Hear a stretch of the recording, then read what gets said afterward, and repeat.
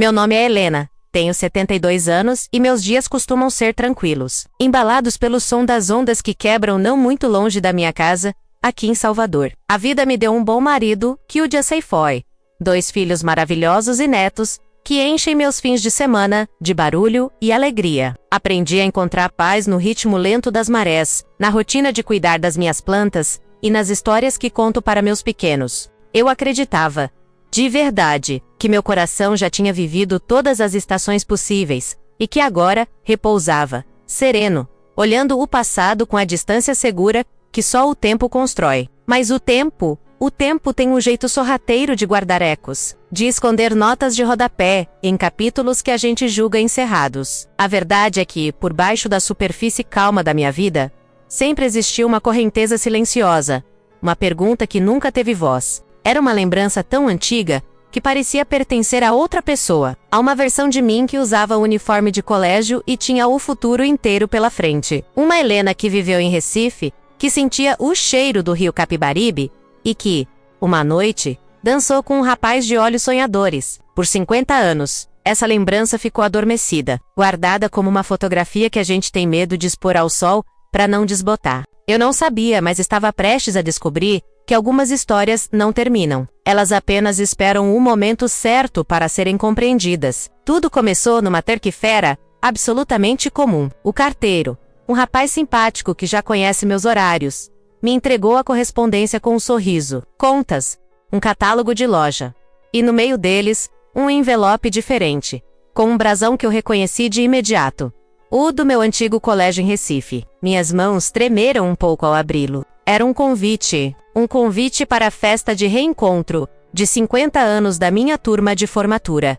50 anos. O número pesou no ar, sólido e inacreditável. Meus colegas, aqueles jovens cheios de espinhas e sonhos, agora eram senhores e senhoras, espalhados pelo Brasil, com suas próprias bagagens de vida, suas próprias perdas e vitórias. A primeira reação foi um não categórico, silencioso, dentro do mim. Voltar para Recife para quê? Remexer em um baú que eu mesma tranquei a 7 chaves? A ideia me pareceu exaustiva, quase uma profanação da paz que eu tanto prezei em construir. Fechei o convite e o deixei sobre a mesa da cozinha, como se Ignora Low pudesse fazer a proposta desaparecer. Mas o convite não era só um pedaço de papel, era um portal. E mesmo contra minha vontade, minha mente já estava atravessando-o, voltando no tempo, para uma cidade, uma Helena que eu tinha me esforçado muito para esquecer. O passado não estava batendo à minha porta. Ele a estava arrombando. Naquela noite, o sono não veio. A brisa do mar que entrava pela janela, que sempre me acalmava, parecia trazer um sussurro de outra cidade, de outro tempo. Levantei-me como se guiada por uma força invisível. Fui até o quartinho dos fundos, onde guardo tudo aquilo que não tem mais lugar na casa, mas que a alma se recusa a descartar. Lá, no fundo de um armário, estava ela, uma caixa de sapatos, pesada de memórias. A caixa da minha adolescência. Fazia décadas que eu não a abria. A poeira sobre a tampa era testemunha do meu esforço em manter aquele universo lacrado, intocado, com um suspiro. Sentei no chão e a abri. O cheiro de papel velho e de tempo guardado subiu, forte e imediato. Dentro, um emaranhado de relíquias. Fotos em preto e branco, com as bordas serrilhadas, um diário com a caligrafia redonda de uma menina, fitas de cetim, que um dia enfeitaram meus cabelos. Minhas mãos, agora enrugadas, passeavam por aqueles fragmentos de vida, com uma delicadeza quase arqueológica. Cada objeto era um pequeno fantasma, uma pequena alegria, uma pequena dor. Eram provas de que aquela menina sonhadora realmente existiu, de que suas risadas e suas lágrimas foram reais. Foi então que eu o vi. Prensado entre as páginas do diário, estava um pequeno cartão retangular, de um papel grosso, agora amarelado e frágil nas bordas. Era um cartão de dança do baile de formatura. Naquela época, era costume os rapazes nos convidarem para dançar e marcarem seus nomes no nosso cartão. Havia vários nomes ali, de colegas cujos rostos eu mal conseguia lembrar. Mas um deles, o último, estava escrito com uma caneta de tinta azul, numa caligrafia apressada e cheia de personalidade, que se destacava de todas as outras. Um nome que fez meu coração, aos 72 anos, dar um salto doloroso e familiar. Marcos. Segurar aquele pedaço de papel Foi como tocar num fio desencapado. Uma corrente elétrica de memória percorreu meu corpo inteiro, vívida e avassaladora. Fechei os olhos e não estava mais no meu quartinho em Salvador. Eu estava de volta ao salão do clube em Recife. O vestido rodado, o cabelo preso num penteado elaborado, o som da orquestra tocando ao fundo. E, à minha frente, estava ele, Marcos, com seus 18 anos. Um sorriso que parecia guardar um segredo bom, e um olhar que prometia um futuro que nunca chegou.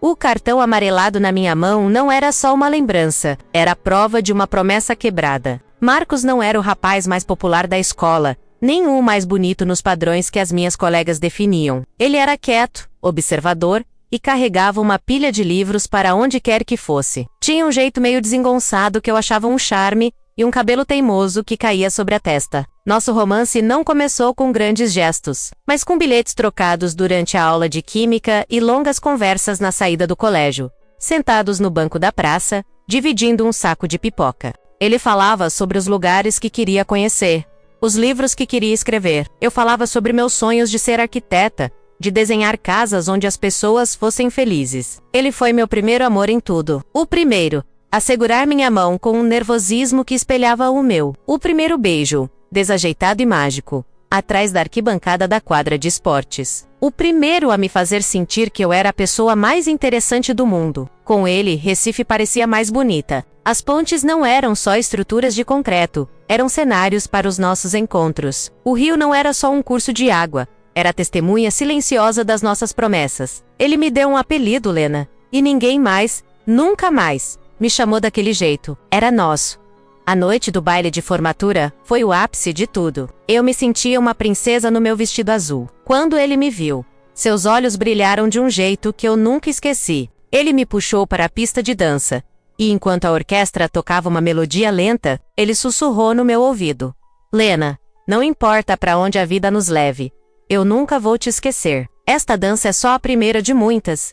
E eu acreditei. Com a inocência e a certeza absolutas dos 18 anos, eu acreditei. Ele pegou meu cartão de dança, que já tinha alguns nomes, e escreveu o U dele no último espaço, como se quisesse selar a noite, como se quisesse ser o ponto final da minha festa e o começo da minha vida. Naquela noite, o futuro parecia um campo aberto e ensolarado. Faríamos faculdade na mesma cidade, continuaríamos nossas conversas na praça, nossas mãos dadas. O amor na nossa idade era uma certeza inabalável, uma fortaleza que nenhum vendaval do mundo adulto poderia derrubar. Ou, assim pensávamos. Aquele cartão amarelado que eu segurava agora, 50 anos depois, era o último vestígio daquela certeza. Um monumento frágil a um futuro que se desfez em pó, antes mesmo de começar a ser construído. E a dor daquela constatação, mesmo depois de tanto tempo, ainda era real. A semana seguinte ao baile foi estranha. Marcos não apareceu na praça. Não ligou. O silêncio dele era um ruído ensurdecedor no meu mundo, que até então era preenchido pela sua voz. Eu inventava desculpas. Ele devia estar ocupado com os preparativos para a faculdade, talvez estivesse viajando com a família. A negação é o primeiro refúgio de um coração que pressente a dor. Fui até a casa dele, uma casa simples no bairro arborizado. Pori na porto, o coração martelando no peito. Uma vizinha, uma senhora de olhar curioso, me informou da janela que a família tinha se mudado. Foram embora ontem, minha filha. Pegaram as coisas e foram. Acho que para o sul. A palavra foram ecoou na minha cabeça. Não podia ser. Sem um adeus, sem uma explicação, voltei para casa sentindo o chão sumir sob os meus pés. Foi então que encontrei, enfiado por debaixo da minha porta, um pequeno envelope. Era a caligrafia dele. Por um momento, a esperança me incendiou. Abri com as mãos trêmulas. Era um bilhete curto, quase frio. Dizia apenas: Lena, precisei ir. As coisas mudaram. Me perdoe em seja feliz. Não havia endereço de remetente. Não havia promessa de contato. Não havia nada. Apenas um ponto final seco e brutal. Aquele bilhete me quebrou. A confusão era maior que a tristeza. Por quê? O que tinha mudado tão de repente? As promessas da noite do baile, a dança, o nunca vou te esquecer. Tudo virou fumaça. Passei semanas, meses, repassando cada conversa, cada gesto, procurando uma pista que eu tivesse ignorado. Não encontrei nada. A falta de um porquê é uma tortura. É um quarto escuro onde a mente se perde, criando monstros e cenários. cada um mais doloroso que o outro. Será que ele nunca gostou de mim de verdade? Será que era tudo uma mentira? Essas perguntas me assombraram por muito tempo. Com o tempo, a dor aguda se transformou numa cicatriz. Uma cicatriz que eu aprendi a cobrir. Fui para a faculdade, me formei, comecei a trabalhar. A vida, com sua força implacável, me empurrou para a frente.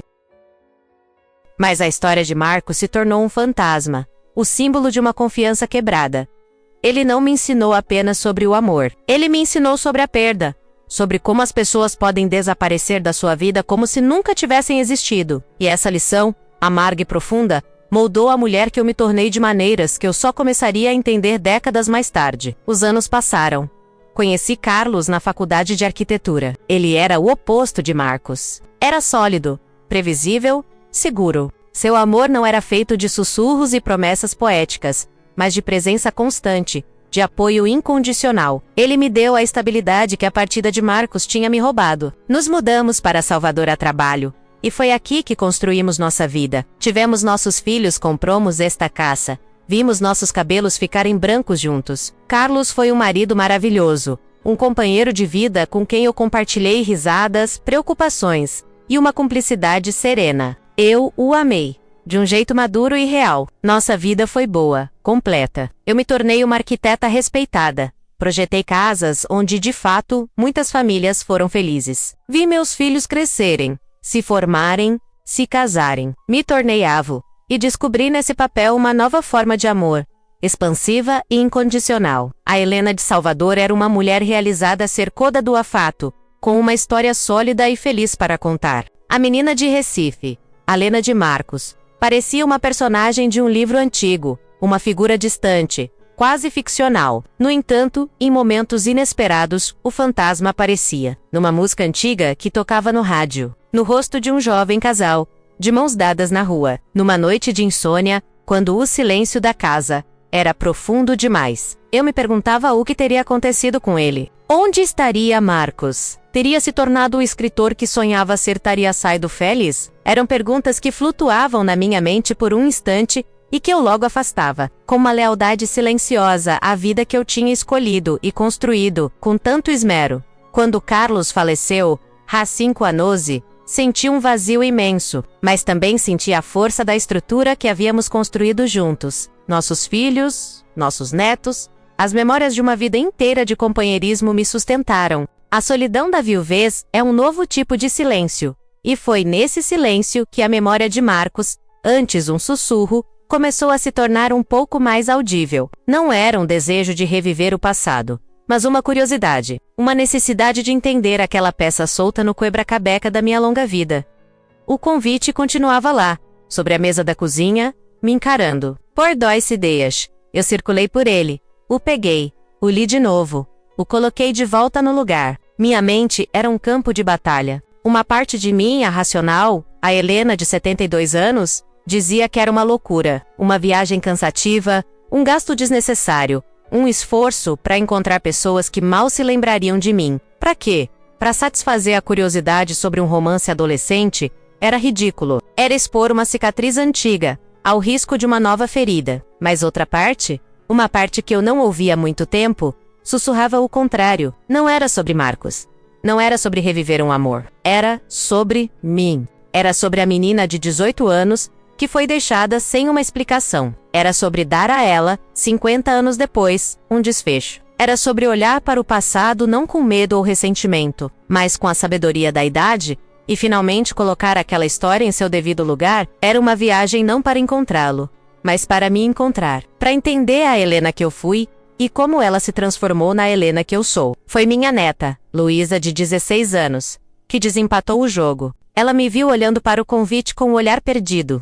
Que foi, vó? Contei a ela, de forma resumida, a história do baile do rapaz, da partida. Ela ouviu com aquela atenção que os jovens têm para as histórias de amor, não importa de que época sejam. Ao final, ela simplesmente disse: Vó, você tem que ir. E se ele estiver lá, imagina, é tipo um filme. Você não pode perder o final do seu próprio filme. A simplicidade da lógica dela me desarmou. Talvez fosse isso. Eu merecia ver o final do meu filme. Naquele mesmo dia, com uma determinação que me surpreendeu, Entrei na internet com a ajuda de Luísa e comprei a passagem de avião para Recife.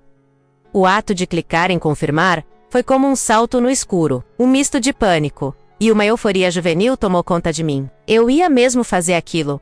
Eu ia voltar. Contei aos meus filhos, que me olharam com uma mistura de surpresa e carinho, e me deram seu apoio. Enquanto fazia a pequena mala, senti um nervosismo que não sentia há décadas.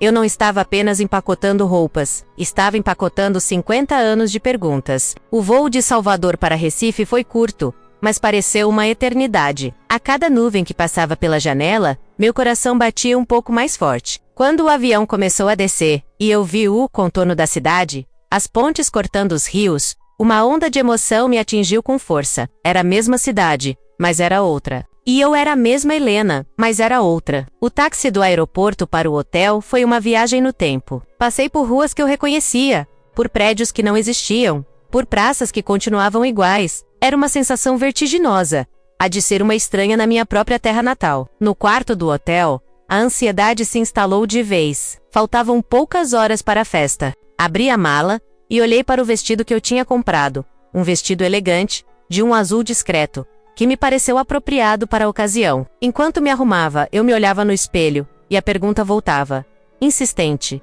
O que eu estava fazendo ali? O que eu esperava encontrar? A imagem no espelho me respondia com um rosto de 72 anos, com as marcas do tempo, as rugas ao redor dos olhos que contavam histórias de risos e de lágrimas. Eu não procurava o rapaz de 18 anos. Sabia que ele não existia mais. Mas quem eu encontraria? Um senhor grisalho, talvez de bengala, com a vida estampada no rosto? E ele, se estivesse lá, o que veria em mim? A menina do vestido azul do baile? Ou uma senhora que ele mal reconheceria? O medo de uma decepção, de um encontro frio e constrangedor, era imenso. Por um momento, pensei em desistir, ficar no hotel, assistir televisão e, na manhã seguinte, pegar o voo de volta para a segurança da minha rotina em Salvador. Mas então, minha mão, quase que por instinto, foi até a minha bolsa e tocou no objeto que eu tinha decidido trazer comigo. O cartão de dança amarelado.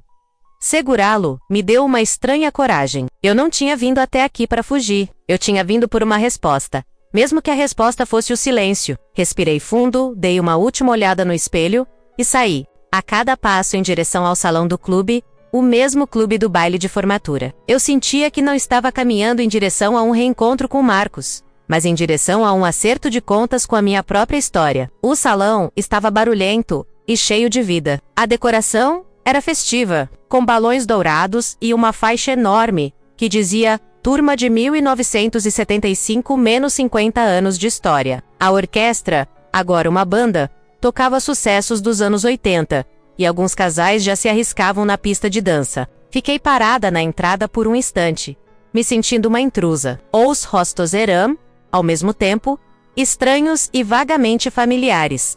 Cabelos brancos, calvícies, rugas, mas nos sorrisos, nos gestos, eu conseguia vislumbrar os jovens que fomos. Aos poucos, algumas pessoas me reconheceram. Helena, é você? Os abraços foram calorosos. As perguntas sobre a vida vieram em cascata. E eu conversava. Sorria. Contava sobre minha vida em Salvador. Mas meus olhos varriam o salão discretamente. Cada senhor de cabelos grisalhos que eu via me dava um pequeno sobressalto. Meu coração estava numa expectativa ansiosa, quase dolorosa. Parte de mim queria desesperadamente vê-lo. Outra parte tinha pavor desse momento. E se ele não tivesse vindo? A ideia me trouxe um sentimento ambíguo. Seria um alívio ou uma frustração? Eu não saberia dizer. Tentei me concentrar nas conversas, em reviver as boas memórias com minhas antigas amigas de colégio. Estava no meio de uma conversa animada com uma antiga colega, rindo de uma história sobre um professor rabugento, quando aconteceu. Senti um olhar sobre mim. Não era um olhar casual, era um olhar fixo, intenso, que parecia me atravessar. Levantei meus olhos e olhei na direção de onde vinha. Do outro lado do salão, perto do bar, estava um homem. Ele me encarava. Seus cabelos eram completamente brancos, o rosto sulcado pelo tempo, mas os olhos eram os mesmos, sonhadores e inconfundíveis. Era ele, Marcos o Tempo. Naquele instante, parou.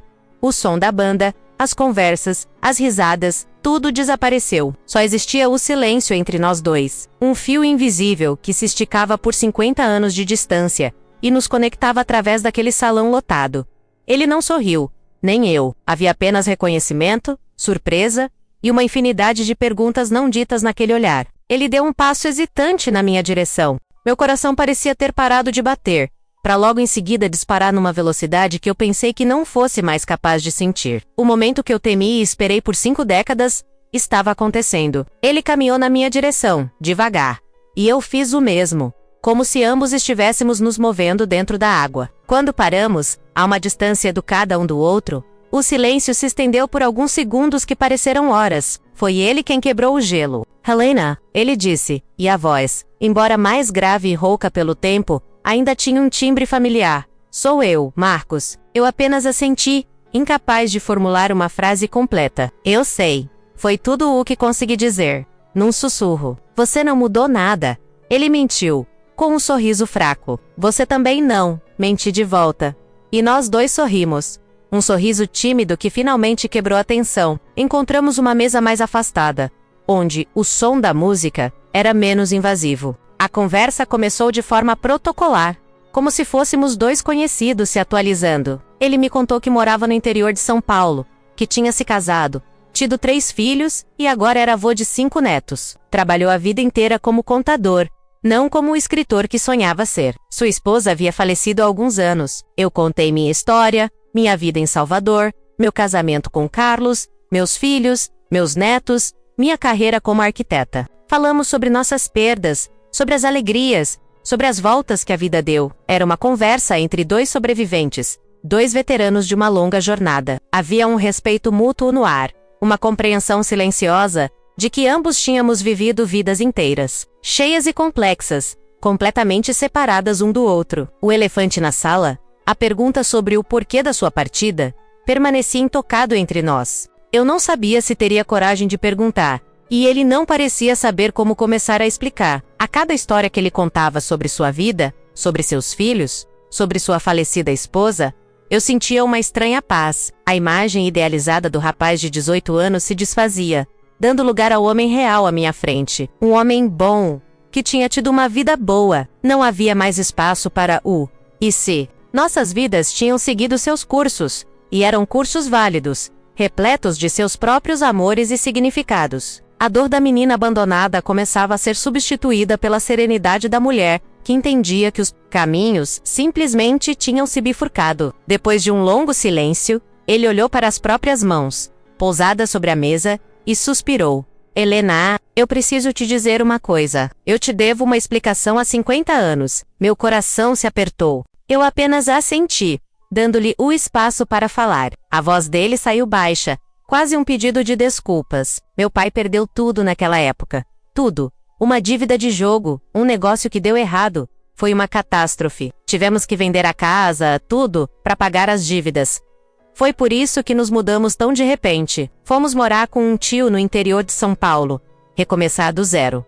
Ele continuou, o olhar perdido nas lembranças. Meu pai estava destruído, envergonhado. Ele me proibiu de me despedir de você. Ele disse que eu não tinha o direito de prender uma menina como você a um rapaz sem futuro, sem um tostão no bolso. Ele disse que seria um egoísmo da minha parte. Eu era um garoto, Helena. Eu estava assustado, confuso, e obedeci. Eu não tive coragem de te encarar e dizer que todas as nossas promessas não valiam mais nada. Fui um covarde. O bilhete foi a única coisa que consegui fazer. A revelação caiu sobre mim não com a força de uma tempestade, mas como uma chuva fina e mansa. Não era sobre mim.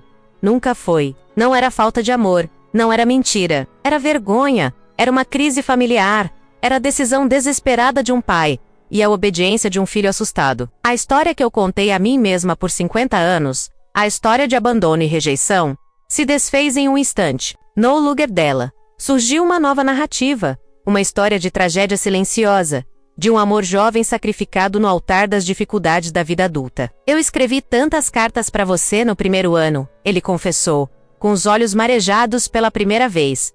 Cartas enormes, explicando tudo, pedindo perdão, mas eu nunca as enviei. Eu as lia e relia, e elas me pareciam o lamento de um fracassado. Eu não tinha nada a te oferecer. Achei que o melhor era simplesmente desaparecer, deixar você seguir sua vida. Foi a decisão mais difícil e mais estúpida que eu já tomei. Naquele momento, eu não vi um homem de 72 anos à minha frente. Eu vi o rapaz de 18, preso numa situação impossível, tomando a única decisão que ele achou que podia tomar.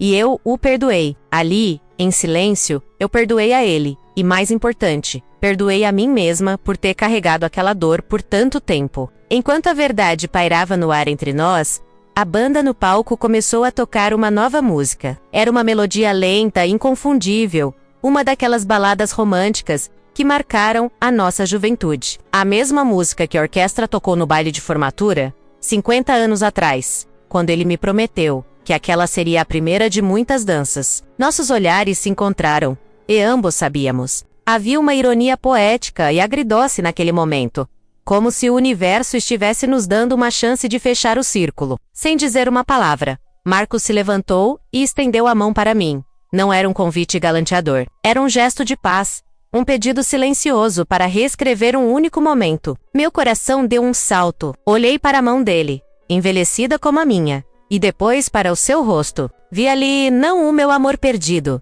mas um companheiro de geração. Um homem que, como eu, carregou o peso de uma história inacabada. E eu aceitei, coloquei minha mão na dele e o deixei me guiar para a pista de dança. Enquanto dançávamos, o mundo ao nosso redor desapareceu mais uma vez. Não éramos mais dois idosos numa festa de reencontro. Éramos apenas Helena e Marcos. O passo era mais lento, os corpos mais rígidos, mas o sentimento era de uma familiaridade assustadora. Eu podia sentir a batida do coração dele, ou talvez fosse o meu. Não falamos nada. Não precisava. A dança dizia tudo. Dizia: me perdoe, está tudo bem. A vida aconteceu. Nós sobrevivemos. Era uma dança de despedida e, ao mesmo tempo, do reencontro. Tirei da minha bolsa o pequeno cartão amarelado e o mostrei a ele. Seus olhos se encheram de lágrimas quando ele viu sua própria caligrafia, jovem e confiante, marcando a última dança. Você guardou, ele sussurrou, a voz embargada. Eu guardei, respondi. Naquele momento, o cartão deixou de ser um símbolo de uma promessa quebrada. Ele se transformou na prova de que aquele amor, ainda que breve e interrompido, tinha sido real. E isso era o suficiente. A música terminou, mas nós ficamos ali, parados no meio do salão, por mais um instante, selando em silêncio o fim da nossa história. A festa começou a se esvaziar. As pessoas se despediam com abraços e promessas de manter contato, promessas que talvez fossem ou não cumpridas. A energia do salão diminuía, dando lugar a uma atmosfera de fim de ciclo. Acompanhei Marcos até a porta do clube. A noite de Recife estava agradável, com uma brisa suave, que balançava as árvores. Ficamos ali, parados na calçada, sob a luz amarelada de um poste, sem saber exatamente como terminar aquela noite tão carregada de significado. Não havia mais nada a ser dito. As perguntas tinham sido respondidas, os fantasmas, exorcizados. Não falamos sobre o futuro. Não trocamos números de telefone nem prometemos nos ver novamente. Ambos sabíamos sem precisar dizer que aquele encontro era um evento único, um ponto final. Nossas vidas estavam em cidades diferentes, com raízes profundas em outras histórias, com outros amores. Tentar forçar uma continuação seria uma traição à beleza e à pureza daquele desfecho. Seria tentar transformar um poema em prosa barata. Ele se virou para mim e disse, com uma sinceridade que me tocou profundamente: obrigado por ter vindo, Helena. E obrigado por ter guardado o cartão. Obrigada por me contar a verdade, Marcos. Eu respondi.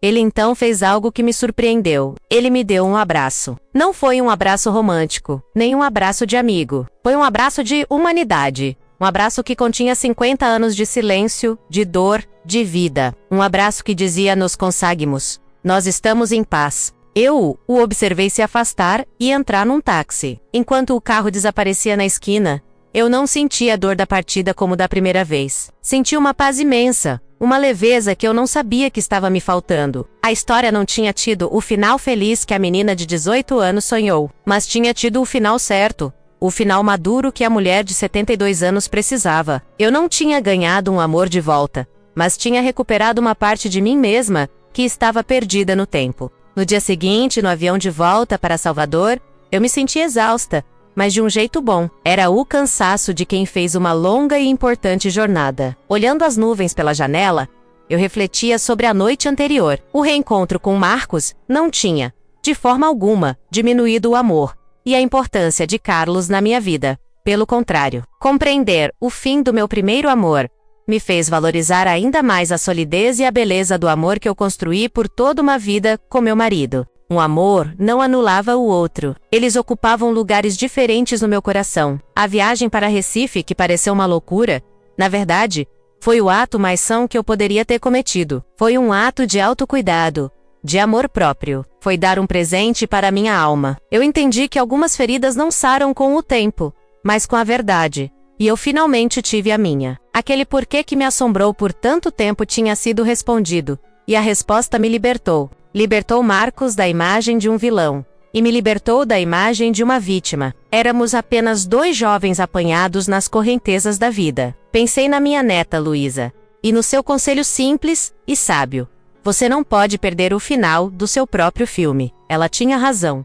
E o final foi surpreendente. Não foi uma reconciliação romântica, mas uma reconciliação com o passado, uma reconciliação comigo mesma. Eu não estava voltando para Salvador como a mesma Helena que partiu. Eu estava voltando mais inteira, masa e completa. As peças do quebra-cobeca da minha vida finalmente se encaixaram. A serenidade que eu sentia era profunda. Não era a felicidade eufórica da juventude, mas a paz calma da maturidade. A paz de quem entende que a vida não é feita de linhas retas, mas do curves, desvios e reencontros inesperados. E que cada pedaço da jornada, mesmo os dolorosos, contribui para a beleza do desenho final. Eu estava em paz com a minha juventude, em paz com a minha velhice, e pronta para o que quer que o futuro ainda me reservasse. Ao chegar em casa, em Salvador, a primeira coisa que fiz, mesmo antes de desfazer a mala, foi ir até o quartinho dos fundos e pegar a caixa de memórias. Abria e peguei o cartão de dança amarelado. Segurei-o na mão por um longo tempo, olhando para o nome de Marcos. Agora, ele não me trazia mais uma pontada de dor ou de dúvida. Ele me trazia um sorriso terno. Era a relíquia de uma história que, finalmente, tinha começo, meio e fim. Com um gesto deliberado, coloquei o cartão de volta na caixa. Mas desta vez, o ato de Gardalou foi diferente. Eu não o estava mais escondendo.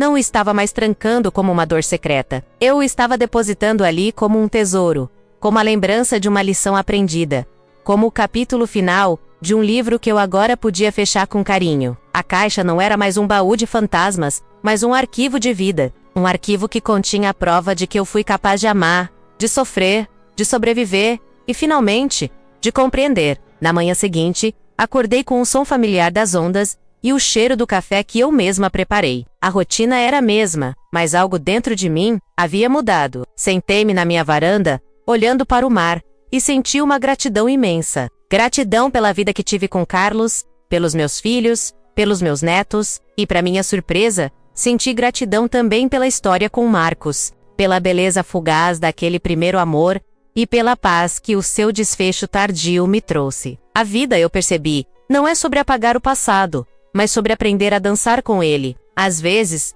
a gente precisa voltar, não para ficar, mas para buscar um pedaço de nós que ficou para trás. Eu tinha voltado e resgatado a minha Helena de 18 anos. Agora, ela não estava mais perdida e confusa. Estava segura, aqui dentro de mim, integrada à mulher que me tornei. Olhei para o horizonte, para o vasto azul do mar, e sorri. Eu não sabia quantos capítulos a vida ainda me reservava, mas pela primeira vez em muito tempo, eu me sentia pronta para qualquer um deles, com o coração leve e, finalmente, em paz. Se você se emocionou com a minha história, se ela tocou seu coração de alguma forma, por favor, deixe sua curtida e seu comentário. E não se esqueça de se inscrever no canal, para não perder outras histórias como esta, que nos lembram que nunca é tarde para encontrar as respostas que nossa alma procura. Obrigada por me ouvir.